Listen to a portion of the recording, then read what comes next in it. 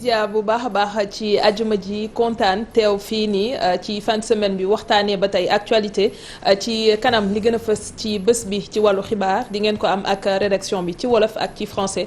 bu ñu noppee ci loolu daal di dalal Alioune Tine mi nga xamante ne mooy fondateur Afrikajom Center ñu waxtaanee situation crise bi am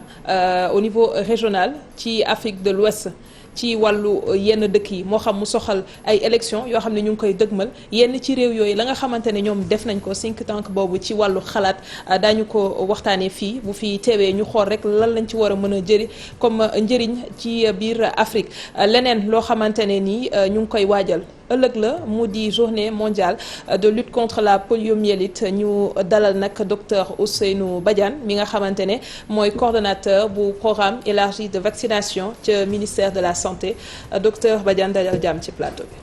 merci donc maa ngi leen sant di leen gërëm ci invitation bi di nuyu téléspectateurs yëpp. jërëjëf dinañu ñëwaat ci moom ci kanam Cheikh Tidiane Diagne ñu ànd ak moom àjjuma bu jot Cheikh Tidiane nuyu naa la. soxna Aram maa ngi lay fay di la ziar di la ndokkeel itam. di nuyu docteur mi nga xamante ni tey jii mooy suñu kan bu njëkk. di nuyu suñu mbokk téléspectateur am yaakaar ni liñ fi waxtaanee incha allah askan mi dana ci jëlee njëriñ rawatina ci lu jëm ci wàllu programme élargi de vaccination. jërëjëf ñu njëkkee ci ni ma ko waxee suba ci gaaw gi di bés bi nga xamante ne moom la ñu jagleel wàllu xeex poliomyélite ci Sénégal dinaa ñëw ci fan lañ ci toll mais poliomyélite nan la koy waxee ci wolof. poliomyélite boo ci wolof feebaru lafañ bi lañ koy wax. wala lompoñ. ñan lay jàpp feebar boobu. waaw feebar bi ñëpp la mën a jàpp mais ci xale yi la gën a la gën a yàpp xale yi nga xam ne ñi ngi juddu ba am juróomi at ñooñu la gën a yàpp mais mën na jàpp ñëpp mën na jàpp sax ay mag. Sénégal mi ngi fi am ba léegi. Sénégal ji fi ñu toll nii feebar boobu amatu fi. waaw fi ñu toll nii depuis cas bi fi mujjee am ça remonte à 2010 avril 2010. mais laata boobu dernier cas yi c'était en 1998 donc 1998 ba 2010 amatuñu woon benn cas moo taxoon l'Organisation mondiale de la santé même en 2004. certifié woon ne Sénégal feebar boobu jeex na fi. moo tax kaaw 2010 yi li ñuy wax cas importé la maanaam dégg ngeen ci Covid bi léegi ñu naan cas importé léegi moom defe naa ñëpp xam nañ cas importé.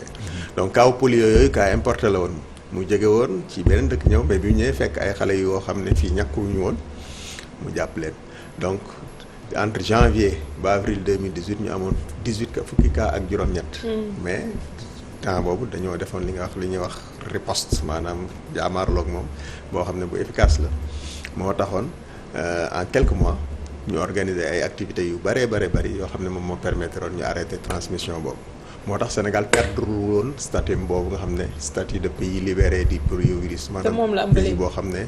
poliovirus amatu fa. ndax dafa am traitement ci feebar boobu. feebar boobu amul traitement. parce que maladie virale la donc virus moo koy joxe li yëpp ci maladie yi nga xam ne virus moo leen joxe li ci ëpp amuñu traitement surtout rawatina ci polio maintenant traitement bi ñuy def traitement symptomatique lay doon mais li ci gën a garaaw mooy ne le plus souvent ñi muy dal day bàyyi ay séquelles maanaam paralysie yi su xasee ba installé wu pratiquement c'est à vie. dafa am noo xamante ne noonu la ñu war a mën a feebar bi noonu la mën a duggee nit ki wala ndax nit mun na ko moytu naka la ñuy def parce que nee nga dina jàpp mag dina jàpp xale même su fekkee ci xale yi lay gën a lor. waaw feebar bi nag moyen bi gën a efficace pour moytu ko mooy vaccination.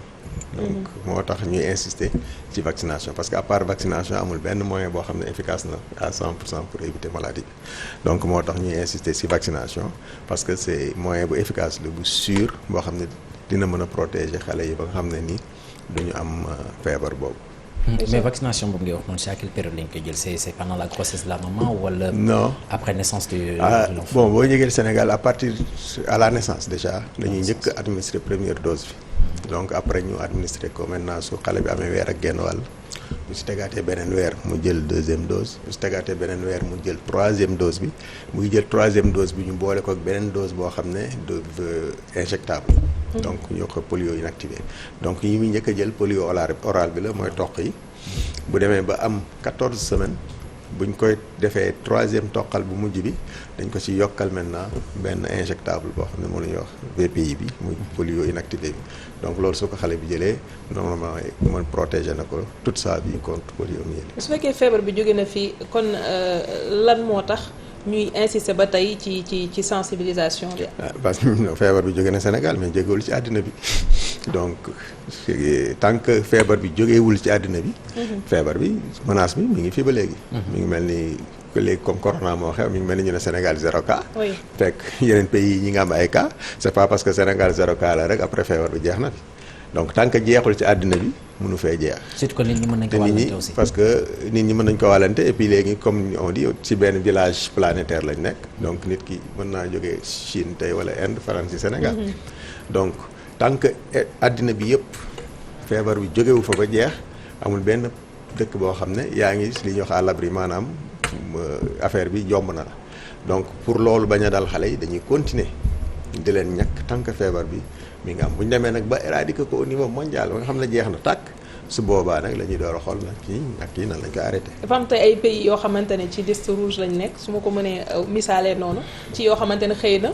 daf fa bëri nit ñi war ci mën a bàyyi xel pour bañ fa di teg temps. xam nga pour loolu il faut sax ñu dellu ci ginnaaw xool lan moo indi éradication polio bi. parce que du lu bees ak initiative bi 1988 la ko assemblée mondiale de la santé adopté woon. lu taxoon mu adopté ko parce que boobu dañoo gis ne feebar bi nga xam ne njëkkoon nañoo xeex ak moom ba éradiquer ko moo doon variole. donc bi ñu ko éradiquer lañ xam ne am na yenn xeetu feebar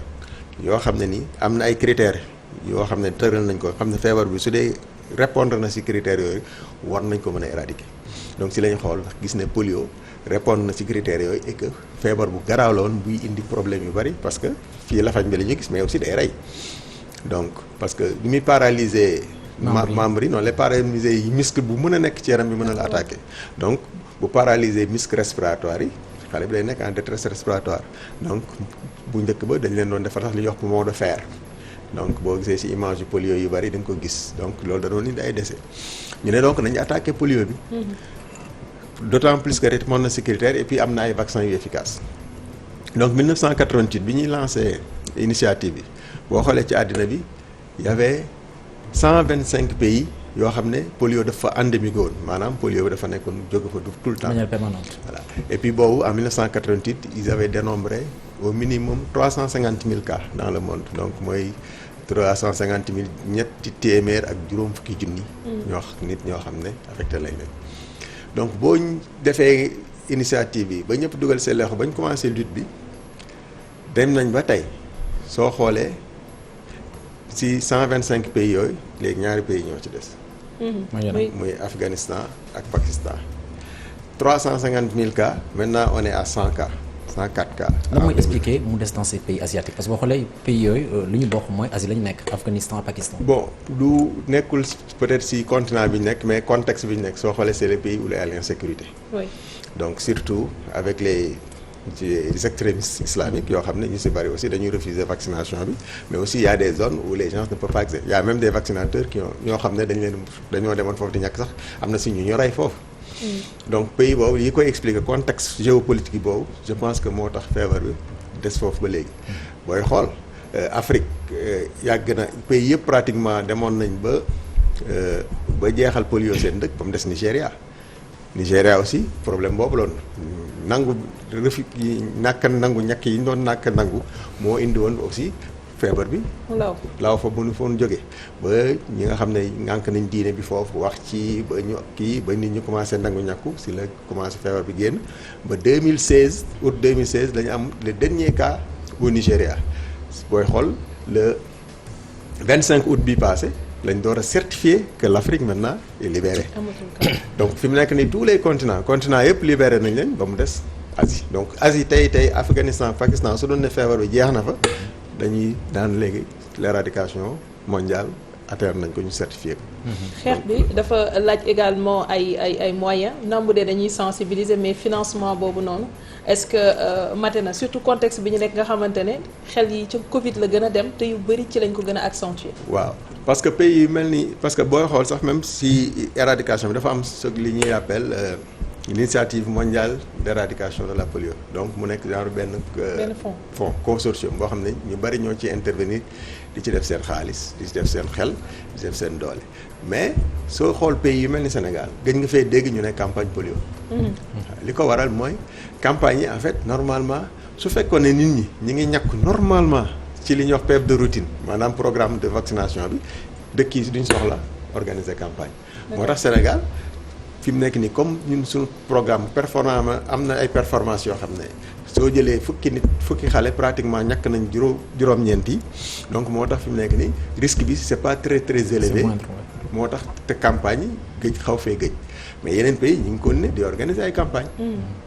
mais donc moyens yooyu nga xam ne ñu ngi koy def ci campagne bi su fekkee ne def nañ ko ci vaccination de routine bi population yi adhéré ci vaccination de routine bi non seulement moo gën a moins cher mais moo gën a efficace mais dama daan gis par le passé ñun ba ñu gën a nekk xale dañ daan gis que dafa doon am ay programme de vaccination waa service d'hygiène daan dugg ci kër yi di vacciner nit ñi lu tax ñu changé stratégie boobu mais boobu avant programme bi la woon yow li ngay wax ni peut-être dans les années 70 jëm ba jusqu'à 80 parce que programme bi en fait ñu ngi ko mettre en place en 79 mais est-ce que mënuñu inspiré wu tamit ci loolu non mais c'est que loolu moo gën a efficace loolu mooy li ma lay expliquer parce que yooyu tamit c'est ay activités ponctuelles la woon alors que lii c'est tous les jours que service bi mi ngi disponible au niveau des structures sanitaires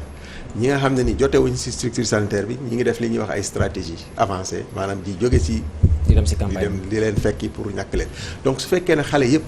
heure bi ñu waree ñàkk nañ leen problème buy dootul am. mais poche de résistance yooyu lan moo ko waral exactement. bon xam nga ñàkk bi y a plusieurs facteurs yoo xam ne mën nañ ko expliquer. bon mën na am ay barrières mais li état bi ci li muy liggéey mooy pour que barrières yooyu yëpp ñu lever ko parce que y a des barrières yoo xam ne ci côté offre de service fi la nekk xale bi mën na bañ a ñàkku peut-être bañ a am possibilité ñàkku mais am na aussi ci demande bi am na ñoo xam ne ñàkk yi mën nañoo disponible ñoom ñu bañ ko utiliser donc l'état li muy def mooy li mu njëkk a def mooy fexe ba nga xam ne ñàkk yi yëpp day gratuit donc kenn du fay fexe ba fépp foo xam ne rek bërëbu fajukaay la poste de santé wala centre de santé ñàkk yi disponible fa ñu mën a ñàkk xale yi fexe ba ñi nga xam ne jote wuñu ci poste de santé yi village yu éloigné yi wala yenn quartier yu enclavé yi muy am ay stratégie yoo wax avancé ou déplacé personnel bi di jóge foofu di dem di leen ñàkk donc pour éliminer presque coût yi nga xam ne ni moom la waroon a vaccination am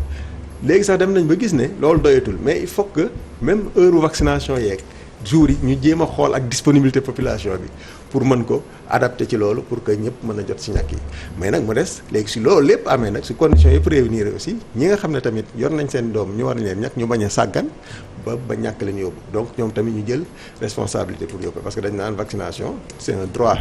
pour les enfants et un devoir pour les parents parce que xale yi mënuñoo réclamer seen droit donc ces parents yi ñoom ñoo mën a veiller. fàtte délai bi wala yéex kaa dem defi ndax am na jeexital ci xale bi. bien sûr parce que boo ñàkk yi lu mu gën a teel gën a baax donc diggante bi nga xam ne xale bi toog nga bañ ko ñàkk feebar mën na ko fa dal. donc heure bi mu war a ñàkku da nga ko war a respecter rendez-vous yooyu si nga respecté même si structures yi def nañ sax ay mécanismes yoo xam ne sax ay rappel de rendez-vous la. jël numéro téléphone yaay yi. boo ñëwul ñu woo la wala ñu jël liste bi jox ko ñuy wax ay relais communautaire ñuy dugg ci kër yi di leen fàttali ñàkk yi donc yooyu am na solo c'est vrai que comme li ma la waxee Sénégal fi mu nekk am nañ ci performance yu am solo mais des na parce que objectif programme bi mooy ñàkk xale yëpp. te fi mu nekk nii bon jusqu'à présent ñàkkuñu xale yëpp même bu fekkee jël nga fukk ñàkk nañ 9 yi juróom-ñeent yi des na benn boo ñàkkul te kooku nga ñàkkul il a dafa am droit ñàkku comme juróom-ñeent yi lañ ni amee droit ñàkk donc. te programme bi même tey boo amee performance yu élevé at bi jeex na parce que ñooñu mooy ñu juddu ren. boo ñu juddu déwén da ngay commencer waat à zéro. donc moo tax ñu koy wax programme la vaccination de routine parce que en fait amul acquis amul taxaw donc parce que tant que nit ñi xale yi ñu ngi juddu dañ leen di war a ñàkk. donc li nga def pour ñàkk xale yi tey lu ko raw nga war a def pour ñàkk leen suba parce que chaque jour dañuy gën a yokk. mais tamit gis naa ni qu'il y a des initiatives privées parce que déjà ce matin à la RFM invité matin bi gis nañu des structures comme ay Rotary ñëw dugal seen loxo ci te je pense que ñoom sax demain am nañu activité bi nga xamante ne nañ ko amal pour véritablement fësal ni que la poliomyélite a été éradiquée donc tey jii yéen lan mooy seen nature collaboration avec disons des structures privées. waaw ñooñu ci initiative mondiale bi lañ bokk. mooy li ma doon expliquer chaque initiative de regrouper ay bonne volonté ay les organismes des Nations Unies ñoom ñëpp ñu bokk ñii ay fondation donc ku nekk jàpp ci ku nekk di ci def sa loxo Rotary di ci def xaalisam ñeneen ñi di ci def seen kii xaalis boobu mooy la ñuy utiliser pour organiser campagne yi pour dimbali pays yi nga xam ne mënuñoo jënd ñàkk yi ñu leen ciy jàppale. ainsi de suite donc comme li dafa demander ay moyens. donc moyens yooyu nag ay nit ñooy ay organismes ñoom ñoo dajaloo pour ku nekk di contribuer donc ci cadre boobu la. Sénégal dafa am nu mu prévoir ci bés bi comme xew-xew wala. Sénégal parce que bés bi comme ni ma pour célébrer victoire qui lutte contre la polio bi la donc li ñu def nii la ñuy def y a pas une manifestation particulière mais en fait on en profite pour communiquer donc comme ni ngeen ko waxee ni man dañ may invité ku ni ngeen may invité fii ma wax yeneen rajo yi woo ma wax Rotary yi peut-être maa ngi leen di animer benn conférence demain donc pour pouvoir communiquer et rendre visible activité ren si lan ngeen accentuer li nga xamante ne nii mooy bés bi. bon ren moom fait majeur bi mooy certification éradication bi en Afrique. d'accord donc victoire bu rëy la parce que ñëpp feetu nañ ko le 25 c'était. Afrique mooy tàmm di mujjee tout le temps. également pare na ba mu desaat beneen continent. pare na ba mu des Asie. mais tamit Afrique Sénégal ci pays yi njëkk a. éradiqué la 2004. d'accord Sénégal éradiqué na 2004 ba 2020 Afrique door. mais yéen ça vous avez fait combien d'années pour éradiquer affaire bi complètement ça vous a fallu combien d'années. parce que comme j'ai dit initiative bi 88 la commencé. 88 donc 88 pays yëpp ñoo ci commencé woon. 88 mooy jamono bi doon def programme élargi de vaccination. non c'était pas ça wala c'est un peu avant. programme bi 79 la commencé. 79 ok très bien. mais 88 la initiative bi commencé. donc ñun 98 donc 10 ans en 10 ans on a pu éradiquer au niveau du Sénégal. maintenant la fàttali naa que 2018 importation loolu donc loolu kenn du ko compter. te 98 lañ gën a mujjoon am cas donc da ngay xam nga boo demee ba wóolu sa bopp da ngay soumettre sa dossier. ñu examiner ko pour certification. te loolu certification bi ñu mel ni yéen ngeen di demander certification ISO. donc da ngeen di préparer seen dossier feex mu nekk aux normes. pour que ngeen soumettre ko. soit ñu valider ko ñu rejeter ko. qu'est-ce qui a fait la force du Sénégal ci lan la war a mën a sukkandiku peut-être que dina nekk loo xamante ne ñeneen dinañ ci jàng. bon premièrement mooy engagement politique ak personnel santé bi donc engagement boobu ñu amoon nga xam ne il voulait coûte que coûte atteindre les résultats. deuxièmement aussi c'est l'adhésion des populations. faut pas l'oublier parce que aussi personnel de santé beeg état bi lu ñu mën a def aussi si population bi àndul du am solo moo tax booy xool temps yooyu ay wax yi ñuy wax léegi ñii si ñàkk yi léegi amul woon temps yooyu tout le monde adhéré à la vaccination donc ce qui a fait que rapidement on a pu maîtriser la situation et le résultat est là parce que gis nañ ñi polio daal ba léegi ñu ngi fi nga leen di gis léegi maintenant c'est les adultes mais gis xale bu am polio léegi gisatoo donc je pense que argument supplémentaire la pour wane efficacité ñàkk yi pour wane ne lii situation bii lañ jógee ñëpp vivre ko gis séquelles polio yi xale yi lafañ ba léegi ñu nekk ay mag nekk ci ay pousse-pousse ñu yor ay beeke nga jekki-jekki gisatoo benn xale bu mu daal ba ñu mujjee judd ñi sax xamuñu lan mooy polio donc ni ñu amee loolu résultat ci polio moom lañ ko amee ci rougeole feebar bi ñuy wax ngas effectivement donc ñëpp ñi nga xam dañuy remettre en cause efficacité vaccin je pense que war nañoo xool ci résultat yooyu xam ne quand même c'est très important parce que aussi bañ a ñàkk sa doom ba mu am polio mu handicapé toute la vie je pense que loolu war na nekk cas de conscience boo xam ne ak nga ko yore ak bu rëy la waaw mais certification bi xam ñu dellu si waat si certification bi ñan ñoo ko joxe effectivement pour xam ni que véritablement OMS léegi éradiquer organisation mondiale de la santé c'est des équipes ñoom ñooy ñëw enquête ou pas si non y a un dossier koo xam ne da nga koy préparer donc ñoom tamit am nañ seen i experts yu ñu mën a envoyer ñu évaluer donc tout ça là la ñuy boole am comité maintenant d'experts au niveau international boo xam ne yaa continent bu nekk am na comité de certification bon c'est des experts indépendants donc souvent c'est des universitaires des professeurs d'université des gens qui sont experts dans le domaine de la virologie donc compétences yëpp ñu dajale leen ñu examiner vérifier données yi sur le terrain comme ni ngeen koy defee rek pour certification ISO bi travail d'enquête bi et puis décider que voilà donc le dossier est acceptable donc on déclare que le pays est libre de circulation de poliovirus sauvage mais comme j'ai dit c'est pas un acquis boo xam ne c'est pas irréversible ça que tu peux l'avoir et perdre après mais man dama bëgg a taxaw fenn da ngeen ne polio virus sauvage parce que dafa am yeneen xeetu polio yoo xamante ne Sénégal da ko éradiquer gul wala non xam nga bu ñu ne polio virus sauvage parce que vaccin bi ci boppam virus la vaccin oral bi c'est un vaccin li ñuy wax vaccin vivant atténué dañ koy introduire dans le vaccin. dañuy affaiblir virus bi. pour introduire ko dans l'organisme mu simuler la même maladie. développer anticorps yi ci corps bi. donc loolu mooy vaccin loolu mooy virus atténué maintenant virus boobu tant que mi ngi dund poliovirus mi ngi am. comprendre nga c'est que bu ñu nee éradiquer nañ poliovirus sauvage ça veut dire que polio bi nga xam ne nii jógewul ci vaccin jógewul ci dara dafa ñëw attaquer nit ki boobu éradiquer nañ ko mais vaccin bi tant que mi ngi am virus bi mi ngi am bu ñu demee ba éradiquer complètement polio vaccin bi si boppam nañ koy détruire. d'accord vaccin boobu dootul am na beneen vaccin bu ñuy wax inactivé mooy bi injectable boo xam ne boobu virus bi dañ ko rey boobu rek moo fay des le temps que ñu consolider kii mais suñu demee ba xam ne feebar variole kenn ak ñàkkatu ko léegi. voilà donc dinañ foofu la ñu war a yegg mais yeggaguñu foofu. donc moo tax fi mu nekk nii vaccination orale bi mënaguñ ko arrêté parce que fi mu nekk nii sauf poliovirus yi suñ ko éliminé woon Afghanistan ak Pakistan li ñu njëkk a arrêté mooy virus oral bi parce que poliovirus bi 3 types la type 1 type 2 type 3 type 2 bi éradiqué nañ ko au niveau mondial sauvage donc moo tax même ñàkk yi léegi fii type 2 bi bokkatul si ñàkk yi type 1 bi la ñuy ñàkk ak type 3 bi mais bis bi ñu éradiqué woon ñeneen ñaari type yooyu vaccin oral bi ci boppam dañ koy arrêté. type 1 type 2 type 3 loolu lan ça veut dire techniquement lan nga ci mën a expliquer. waaw parce que virus xam nga virus yi dañuy bokk ci famille yenn saa yi mu am li ñuy wax ay sérotype maanaam mu am ay petites différences ci même famille bi. day am ay mutation pas mutation mais d'emblée dafay am 3 groupes wala 2 groupes wala voilà donc si polio bi dafa am 3 groupes mooy virus de type 1 beneen bi de type 2 beneen bi de type 3 moo tax vaccin oral bi en fait booy ñetti vaccin yi lañu boole woon en réalité mais comme type 2 bi éradiqué nañ ko léegi dañ ko retiré ci vaccin bi parce que dañ doon wax bi ñu doon wax naan vaccin bi c'était un vaccin trivalent maanaam vaccin bu am ñetti mën-mën léegi vaccin bi ñu utiliser vaccin bivalent la maanaam type 1 bi la ak type 3 bi. alors leneen loo xamante ne bëgg naa ñu taxaw ci Cheikh ñu ngi ci octobre te ku ne octobre wax mois bi nga xam ne moom lañ jagleel xeex cancer programme élargi de vaccination amoon na ay temps ñuy wax également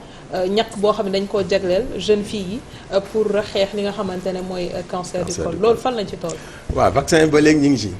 parce que vaccin bi booy rappelé ñu ngi ko introduire woon en 2018 fin 2018 moo indi coow lu bari naan baax na ak baaxul mais je pense que. ñu bëgg rendre infertile xale yi mais je pense que rapidement les gens se sont rendu compte que yooyu yëpp amu ci ay wax la parce que am na pays yoo xam ne bëgg nañ cee jot fi mu nekk mënuñ cee jot. donc bi ñu commencé ñàkk 2018 bari woon na coow mu tase woon ak grève personnelle bi aussi donc 2018 octobre novembre décembre pratiquement li ñu ñàkkoon bariwul mais sooy xool 2019. presque jeunes filles yi ñu ciblé woon 93% ñàkkoon nañ leen. D'accord. donc bi ñu commencé aussi 2020 janvier ba février pratiquement aussi vacciné nañu woon plus de 94% cible bi mais malheureusement qu'est-ce qui s'est passé mooy après école yi dafa tëj. D'accord. léegi bi école yi tëjee parce que ñu bari aussi comme fii ci école yi lañ nekkoon ci école lañ doon dem di leen ñàkk mais bi école tëjee ba léegi activités yooyu dafa arrêté donc ñu bari. dematu seen rendez-vous ñàkkuñu leen et puis ñi ñu waroon ñàkkaat ñàkkuñu leen donc loolu moo tax ren affaire bi ñàkk yi wàññeeku mais li ñu war a xam mooy que ñàkk yi c'est pas parce que école rek lañ ko war a mais ñàkk yi ñi ngi ci poste de santé yi donc ñi nga xam ne yoroon nañu ay doom yi waroon ñàkk ko école te jot école tëj dañoo leen war a yóbbu ci poste de santé yi wala centre de santé yi ñu ñàkku leen parce que ñàkk yi ñi ngi fa ba léegi disponible. Très bien. donc et puis moyen bu efficace la pour lutter contre le cancer du col de l'utérus. Donc je pense que liñ ci doon wax yëpp après 2 ans maintenant ils se rendent compte que ñi ñàkkoon ñi ngi fi dara jotu leen donc voilà liñ ci waxoon yëpp dara amu ci yeneen dëkk yi ñi ngi ko bëgg parce que c'est un vaccin très prisé. Non, c'est gratuit dans le public. Dans le public. waaw parce que c'est un vaccin très cher. tey boo ko doon jënd ci privé bi benn dose bi 90 000 lay jar. alors qu'il faut 2 doses. que l'État maintenant l'a subventionné avec maintenant ses partenaires moo tax mu gratuit. Très bien jërëjëf docteur Ousseynou Badiane dinañ ñëwaat ci moom ci kanam ñu dem seetaan publicité. àndee ak suñuy programme gërëm it équipe bu rédaction bi ñu àndaloon soxna Aram Touré dañ lay jébal kàddu gi nga wéyal ci info du soir. alors da nga ma bëgg a jox info du matin maa bañ Mamadou Mouhamed Ndiaye jërëjëf soir d'info ñu wéyal ko ak docteur Ousseynou Badiane coordonnateur bu PEV ci ministère de la santé sànq ñu ngi doon wax ci wàllu vaccin bi nga xamante ne jagleel nañ ko xale yu jigéen yi ci xeexum cancer naam bu dee école tëj na structure sanitaire yi ñu ngi fi pour mën a wéyal loolu est-ce que nit ñaa ngi dem ci structure yi justement pour mën a bénéficier aussi produit bi nga xam ne teg nañ ko pour askan bi. waaw am na ñuy dem mais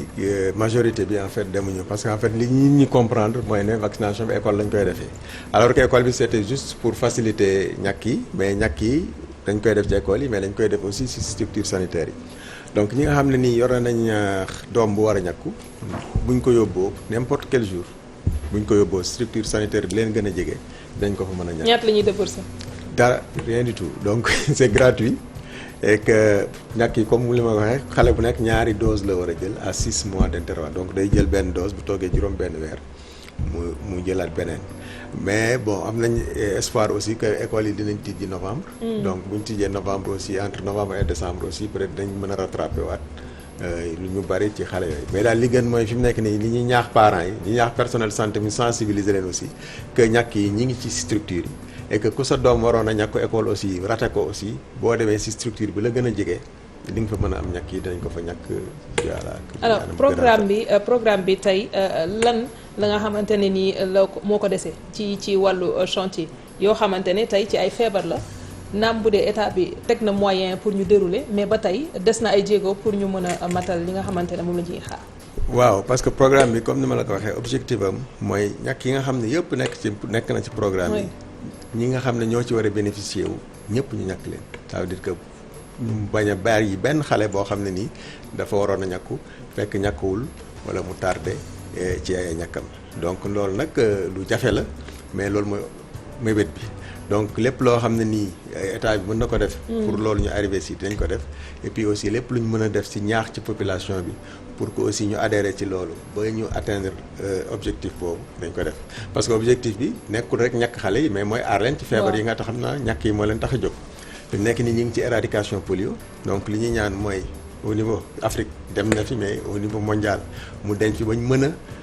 fàtte feebar boobu nga xam ne mooy polio di wax naan amoon na fi ginnaaw polio am na beneen feebar boo xam ne attaqué nañ ko fi mu toll nii donc mooy feebaru ngas waaw boobu tamit suñu mébéb mooy boobu tamit fi mu nekk nii ñu ngi nekk ci phase élimination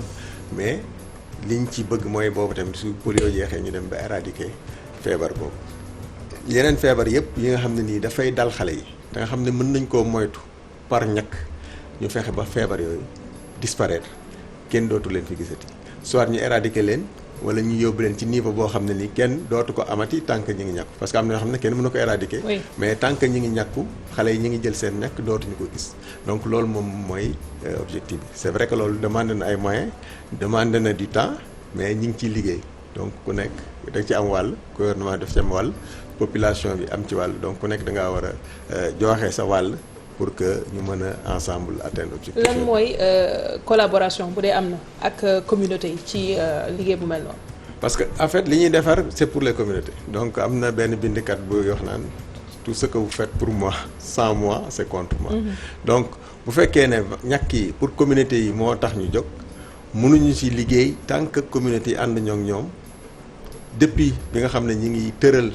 planification bi. ànd ak ñoom ci mise en œuvre bi même bu ñu ko évaluer ñu ànd ak ñoom parce que ñu xam li ci nekk ci biir activité ak importance bi pour ñu